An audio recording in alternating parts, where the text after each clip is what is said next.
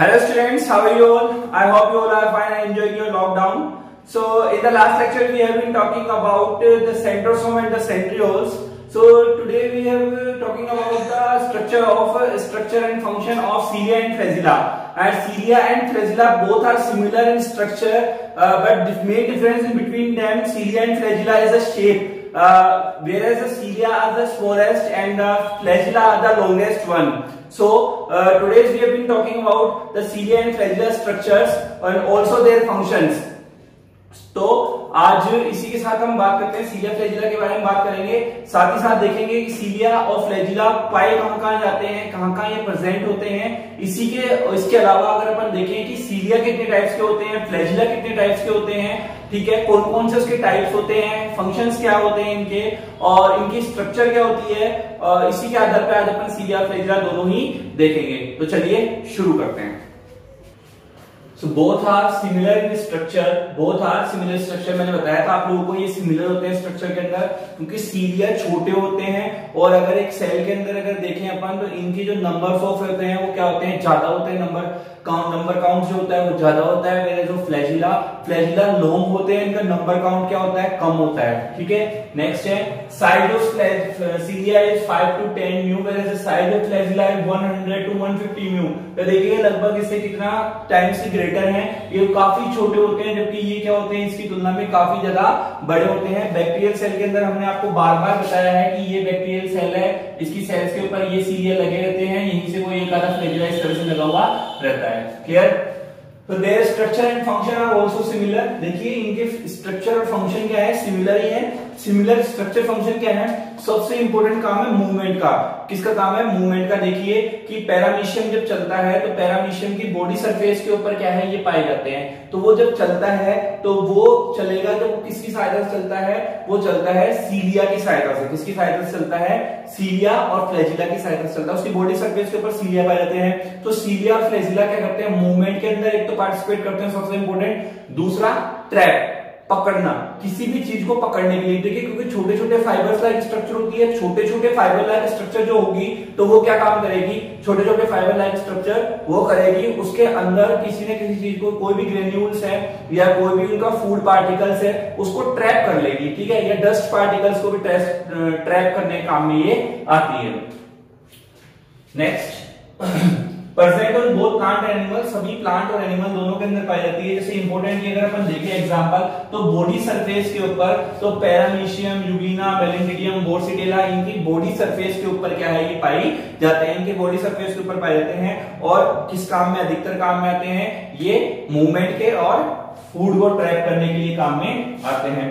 Sponge की coenocyte sales होती हैं, जब आपको स्पंज बढ़ाएंगे उसके अंदर बताएंगे कोइनोसाइट्स क्या होते हैं। तो स्पंज की जो कोइनोसाइट सेल्स होती हैं उनके अंदर क्या होते हैं, ये प्रेजेंट होते हैं। नेक्स्ट है on the internal surface of excretory cells. Excretory cells जो होती हैं उनकी जो इंटरनल सरफेस होती है, एक्सक्रीटरी सेल्स की जो इंटरनल सरफेस होती है उसके अंदर ये प्रेजेंट होते हैं।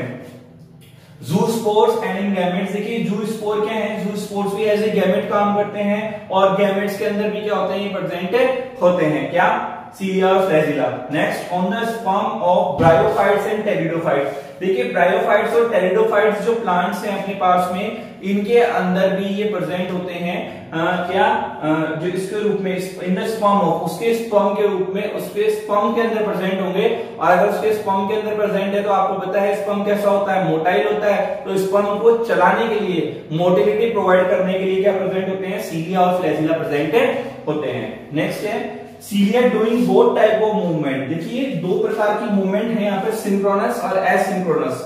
सिंक्रोनस और एसिंक्रोनस का मतलब हो गया कि सिंक्रोनस का मतलब हो गया एक ही डायरेक्शन के अंदर। एक ही डायरेक्शन का मतलब हो गया कि जैसे मानिए कि अगर कोई चीज चल रही है ना, तो यहाँ पर जैसे मान लीजिए कि यहाँ पर सीलिया ये फ्लैजिला लगे हैं, तो जब अपन यूं चल रहे हैं तो ये एक ही डायरेक्शन के अंदर क्या होता है, इस तरह का फ्लो शो करते हैं एक ही डायरेक्शन के अंदर। ठीक है, तो इसको बोलते हैं पर सिंक्रोनस डायरेक्शन या synchronous movement. Where in asynchronous movement क्या होता है कि ये कैसी भी शो कर सकते हैं, दोनों अपोजिट हो जाएगा सिंक्रोनस का। मतलब ये अगर इधर की साइड जा रहे हैं, इनकी सीलिया की जो मूवमेंट है वो इस साइड है, तो ऐसा हो सकता है कि इस साइड वालों की इस साइड है, नीचे वालों की साइड इस साइड है, या इधर भी इनके ऊपर अपोजिट हो सकता है, उसको बोलते हैं एसिंक्रोनस। तो ये दोनों प्रकार की मूवमेंट मतलब इन ए सेम डायरेक्शन, इसका मतलब हो गया इन ए सेम डायरेक्शन, और इसका मतलब सेम डायरेक्शन में ना होकर के अलग अलग डायरेक्शन का हो जाएगा। तो एसिंक्रोनस सिंक्रोनस मूवमेंट इसको अपन बोलते हैं।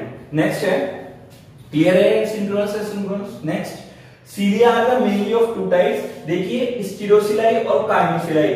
अब स्टीरियोसिलाई और काइनोसिलाई क्या होते हैं, ये लोकोमोटरी के आधार पर डिपेंड करते हैं कि इनके अंदर मूवमेंट होती है या नहीं होती है। तो चलिए इनको देखते हैं।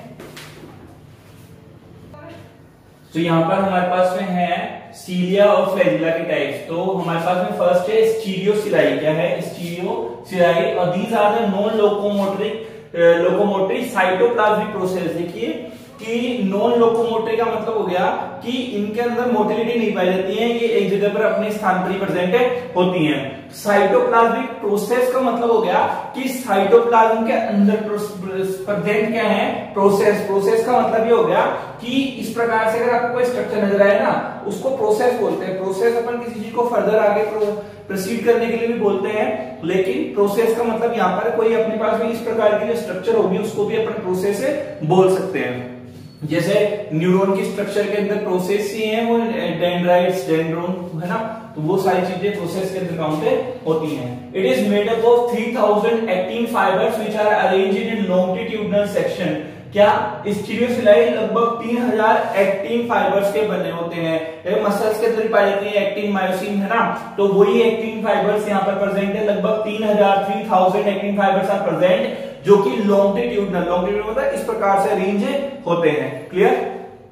Next we have the kinocilia. Kinocilia क्या है अपने पास में, सीलिया के दूसरे स्ट्रक्चर है, दूसरा टाइप है। These are the locomotory in nature little longer than स्टीरियोसिलाई।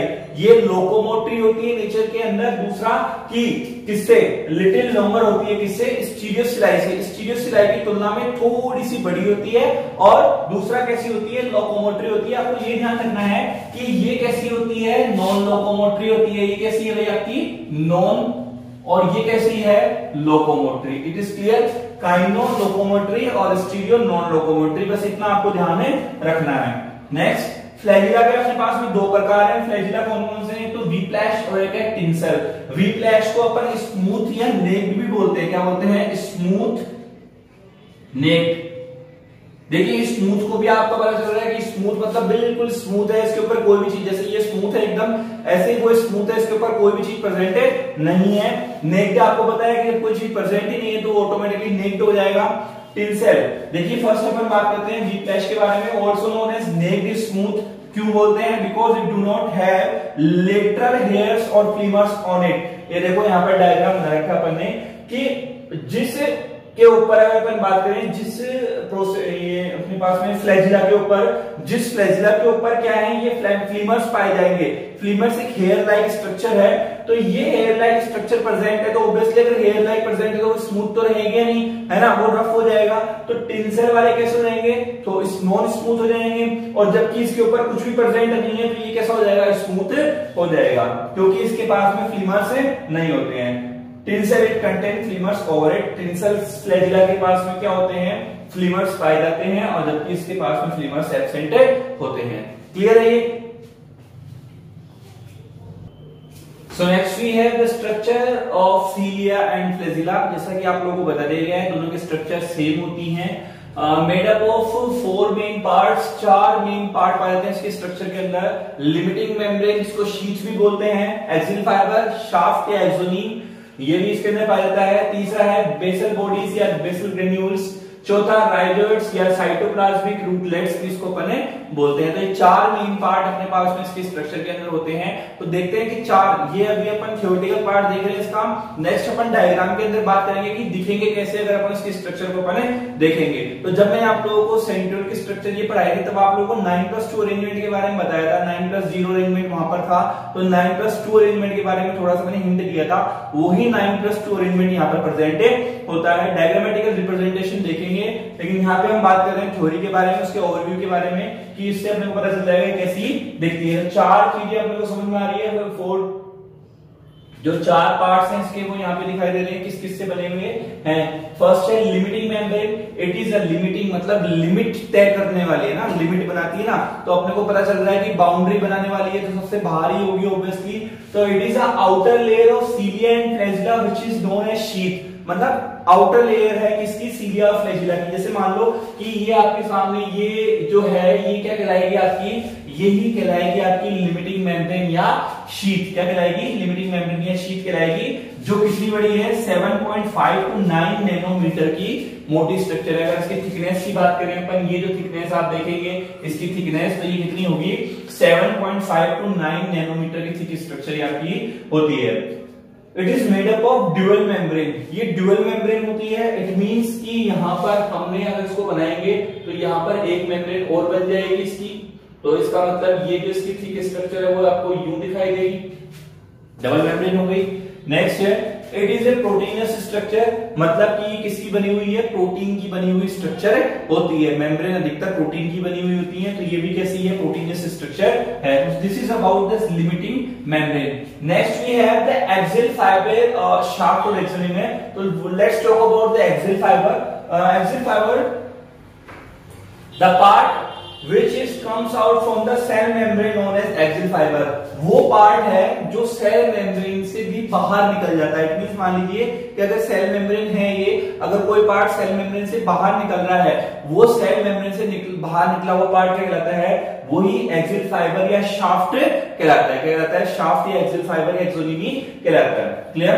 Next, in the centre of internal membrane matrix is filled. देखिए कि जैसे मान लीजिए यहां पर मैं दो चीजें मान लेता हूं C1 और C2, ठीक है, तो ये जो सेंटर है यहां पर ये यहां पर क्या प्रेजेंट है आपका मैट्रिक्स। मैं आपको ये रफली ओवरव्यू दे रहा हूं उस चीज का कि आपका इसको साथ साथ थोड़ा सा आपके माइंडली अगर आपको समझ में आ जाए, माइंड में बैठ जाए कि ये होता क्या है, एक्चुअली दिखेगा कैसा, तो मैं आपको बताता हूँ। C1 C2 यहाँ पे अपन पढ़ेंगे, तो ये C1 C2 के साथ में इंटरनल मेम्ब्रेन है, इसके अंदर जो लिक्विड फील्ड है उसको अपन क्या बोलते हैं, मैट्रिक्स। मैट्रिक्स की बात करें तो मैट्रिक्स कभी भी बिल्कुल पतला नहीं होगा, वो ग्रेनुलस पार्ट होगा, इसलिए उसको मैट्रिक्स भी बोलते हैं। तो इट मींस इसके अंदर छोटी छोटी ग्रेन्यूल्स लाइक स्ट्रक्चर क्या होती है, प्रेजेंट होती है।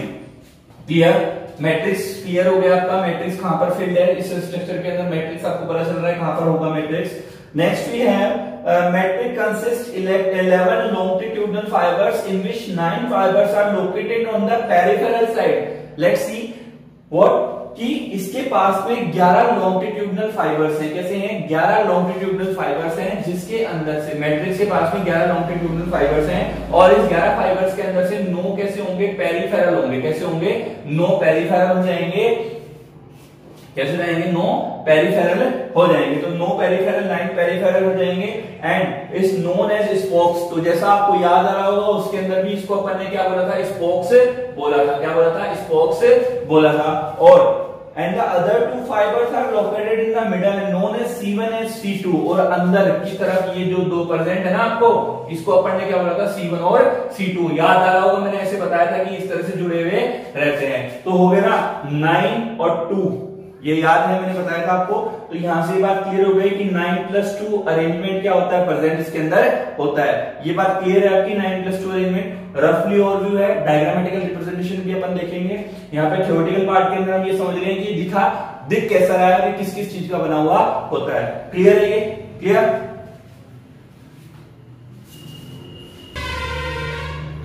नेक्स्ट वी है C1 and C2 are connected with linker. देखिए जो अपन अभी C1 और C2 देख रहे थे इस प्रकार से, ये दोनों आपस में एक लिंकर की सहायता से जुड़े रहते हैं। किसके सहायता से, लिंकर की सहायता से। लिंक कर रहा है ना, दोनों चीजों को जोड़ रहा है, इतनी तो लिंकर हो जाएगा। तो दोनों आपस में जुड़े हुए रहते हैं C1 और C2, और ये लिंक होता है इनके बीच में, ये C1 ये C2, एंड ये लिंक यहाँ पर प्रेजेंट होता है, जिसकी सहायता से क्या रहते हैं, आपस में जुड़े हुए रहते हैं। नेक्स्ट है from the front of the centre sheet transition junction is present. देखिए क्या बोल रहे हैं ये कि आपकी जो सेंट्रल शीट है, सेंट्रल शीट मतलब ये यहां से, ठीक है, इससे एक ट्रांजिशन जंक्शन यहाँ पर प्रेजेंट होगा, ठीक है। ये अभी अपन ने जो बनाया था ये तो मेन शीट हो गई आपकी, है ना, लिमिटिंग मेम्ब्रेन आ गई, ये आपकी सेंट्रल शीट की कवरिंग आ गई। यहाँ पर एक ट्रांजिशन, ये मैट्रिक्स वाला रहेगा इसके अंदर, यहाँ पर एक ट्रांजिशन जंक्शन क्या होता है, प्रेजेंट होता है। उस tail part connected with central sheet and the head part consist 9 spokes. यहां से ये जो इसका टेल पार्ट है, इससे जो सेंट्रल शीट कनेक्टेड रहती है और यहां से 9 स्पोक्स क्या होते हैं, निकले हुए रहते हैं। यहाँ पर बहुत सारे ट्रांजिशन जंक्शंस पाए जाते हैं ऐसे, तो यहां से 9 स्पोक्स तो यूं निकले रहते हैं और इंटरनली किससे कनेक्टेड रहता है, इसके टेल पार्ट से। तो इसका मतलब ट्रांजिशन जंक्शन का वो पार्ट जो अंदर की साइड है वो उसका टेल पार्ट है, और बाहर की साइड जहां से स्पोक्स निकल रहे हैं वो उसका हेड पार्ट है। क्लियर है, बाहर की साइड क्या है, हेड पार्ट है, और अंदर की साइड क्या है, टेल पार्ट है। क्लियर। नेक्स्ट है at the last of spoke A dumbbell shape microtubules. देखिए कि यहां पर मैं दोबारा इसको बना रहा हूं थोड़ा सा डायग्राम, कि ये ऐसे बोल रहा है कि यहां पर जब ये C1 C2 तो आ गया यहाँ पर, यहां से ये माइक्रोट्यूब्यूल्स यहां पर प्रेजेंट रहेंगी, ठीक है। क्या रहेंगी, इस प्रकार से, जैसे वहां पर ABC माइक्रोट्यूब्यूल्स प्रेजेंट थी सेंट्रियोल के अंदर, यहाँ पर 2 ही माइक्रोट्यूब्यूल्स प्रेजेंट रहेंगी, A एंड B, है ना। तो ये प्रेजेंट रहेंगी, डंबल शेप हो गई, ऑटोमेटिकली डंबल जैसा ही तो हो गया इस प्रकार से, तो डंबल शेप स्ट्रक्चर हो गई है। यहाँ पर A हमेशा बड़ी होती है, B हमेशा छोटी होती है। A हमेशा बड़ी, और आपको पता है A कहां होगी, अंदर की साइड होगी, B हल्की सी बाहर की साइड होगी, तो A बड़ी होगी, B कैसी होगी, छोटी होगी। A की अगर अपन बात करें कि 12 to 13 सब यूनिट की बनी हुई होती है। यहां पर मैंने एक डायग्रामेटिकल रिप्रेजेंटेशन आप लोगों को माइक्रोट्यूब्यूल्स के बारे में दिया है। ये देखिए लगभग मैंने 13 माइक्रोट्यूब्यूल्स की बनाई है, 13 यूनिट की बनाई है, और ये लगभग 10 से 11 सब यूनिट की मैंने बनाई है। क्या ये A माइक्रोट्यूब्यूल्स, ये B माइक्रोट्यूब्यूल्स यहाँ पे अपन ने बनाई है, जो 10 से 11 उसकी है। इसके साथ में इसके पास में 2 आर्म्स प्रेजेंट होते हैं। क्या प्रेजेंट होते हैं, 2 आर्म्स प्रेजेंट होते हैं। आर्म्स आप लोगों को पता ही है, आर्म्स का मतलब हाथ प्रेजेंट होते हैं इसके, ठीक है। ये हाथ अगर अपन बात करें तो B वाली माइक्रोट्यूब्यूल से बाहर निकले रहते हैं आउटर और इनर। बाहर की तरफ जो निकलेगा, मतलब जैसे मान लीजिए ये माइक्रोट्यूब्यूल्स है, तो ये वाला एक तो यू निकल रखा है, एक आर्म्स, और एक ये वाली यू निकल रखी है। ऑब्वियसली ये बाहर की तरफ जा रही है, तो ये आउटर आर्म हो जाएगी, ये अंदर की तरफ आएगी, कैसी हो जाएगी, इनर आर्म हो जाएगी। इसको आप ऐसे समझ सकते हैं, ये आउटर, ये इनर आर्म। ये कहां से निकल रही है, B माइक्रोट्यूब्यूल से ये निकली हुई है। ये B माइक्रोट्यूब्यूल है, ये आपकी A माइक्रोट्यूब्यूल हो गई, ठीक है। A कितनी बनी हुई है, लगभग 12-13 सब यूनिट की बनी हुई है। ये 10 से 11 सब यूनिट की बनी हुई है। That is outer arm, that is inner arm. Is it clear? क्योंकि ये 2 आर्म्स हैं, क्योंकि ये 2 आर्म्स एक साथ हैं, इसको डाइनिंग बोल सकते हैं। डाइन मतलब 2, क्लियर। तो डाइनिंग आर्म्स इसको अपन क्या बोलते हैं डाइनिंग आर्म्स इसको बोलते हैं, इन दोनों को, ठीक है। ये डायग्राम देख लीजिएगा। नेक्स्ट यहां पर अपनी बात कंप्लीट होती है किसकी, एक्सिल या एक्सोनीमी की, यहाँ पर बात कंप्लीट होती है। एक्सिल फाइबर या एक्सोनीमी की बात कंप्लीट होती है। Next we have basal body या काइनेटोसोम या ब्लेफारोब्लास्ट या बेसल ग्रेन्यूल। ये चारों नाम है इसके, कुछ भी अपन इसको बोल सकते हैं। The part which is embedded in cytoplasm is known as basal body। वो पार्ट जो कि साइटोप्लाज्म के अंदर धसा हुआ होता है उसको अपन क्या बोलते हैं, बेसल बॉडी बोलते हैं। देखिए ध्यान रखिए, साइटोप्लाज्म के धसा हुआ है तो इसका मतलब ऐसा भी तो हो सकता है न्यूक्लियस के ज्यादा पास हो, ठीक है, या हो सकता है थोड़ा सा दूर हो। तो इसका मतलब आपको याद होगा कि जब अपन सेंट्रियोल की बात कर रहे थे वो nucleus very closely to the nucleus था। तो जब वो क्लोजली टू द न्यूक्लियस था तो, और ये भी साइटोप्लाज्म के अंदर है, तो इसका मतलब very closely to the nucleus हो सकता है, ठीक है। जितना क्लोज नहीं जितना सेंट्रियोल है, लेकिन उतना उसकी तुलना में कुछ तो होगा, मतलब जितना क्लोज सेंट्रियोल है न्यूक्लियस के उतना क्लोज नहीं होता, लेकिन उससे थोड़ा कम, लेकिन फिर भी न्यूक्लियस के क्लोज होगा।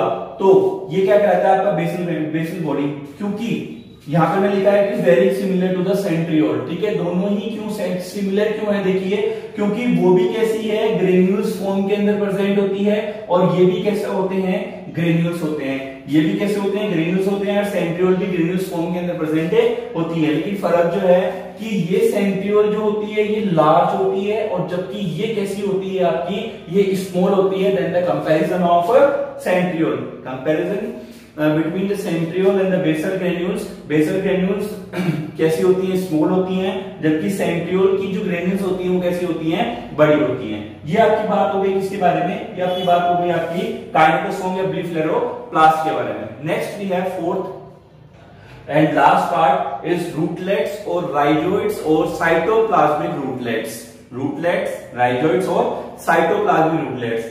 The parts of flagella that goes to the nucleus via cytoplasm. वो पार्ट जो न्यूक्लियस तक जाता है, लेकिन कहां से होते हुए, साइटोप्लाज्म से होते हुए, वाया साइटोप्लाज्म। न्यूक्लियस तक जाता है लेकिन साइटोप्लाज्म से होते हुए जाता है, क्योंकि हेयर लाइक स्ट्रक्चर है, रूट लाइक स्ट्रक्चर है। रूटलेट्स मतलब राइजोइड्स आपने पढ़े हैं, प्लांट्स के अंदर प्रेजेंट होते हैं, ठीक है, छोटी छोटी स्ट्रक्चर होती है, हेयर लाइक स्ट्रक्चर होती है, उसको अपन बोलते हैं। तो वो पार्ट जो फ्लैजिला से होता हुआ न्यूक्लियस तक जाता है, लेकिन कहां से, न्यूक्लियस में जाता है फ्लैजिला, लेकिन कहां से होता हुआ जाएगा, साइटोप्लाज्म से होता हुआ जाएगा फ्लैजिला का वो पार्ट, तो वो क्या कहलाएगा, रूटलेट्स या राइजोइड्स कहलाता है।